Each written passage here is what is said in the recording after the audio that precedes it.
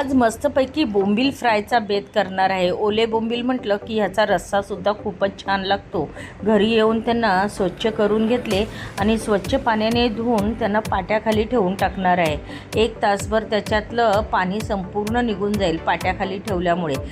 काय करायचं, बोंबलाला कपड्यामध्ये गुंडाळायचं आणि त्यांना पाट्याखाली ठेवून टाकायचं। सर्व पाणी निघून गेलेलं आहे। आता पाहिजे तेवढे बोंबील घेतले, त्यांना मस्तपैकी लिंबू लावून हळद, मीठ आणि लाल तिखट लावायचं। वरून काश्मीरी लाल मिरची पावडर, किचन किंग मसाला, अद्रक लसूण पेस्ट चांगली चोळून घ्यायची। अगदी 15-20 मिनटासाठी मॅरिनेट होण्यासाठी ठेवून टाकायचं। रव्यामध्ये हळद, चटणी, मीठ टाकून घ्यायची आणि तेलसुद्धा टाकून घेतलेलं आहे। रव्यामध्ये बोंबील मस्तपैकी घोळवून घ्यायचे आणि गरम गरम तेलामध्ये त्यांना खरपूस असे तळून घ्यायचे। झाले आपले मस्तपैकी बोंबील फ्राय।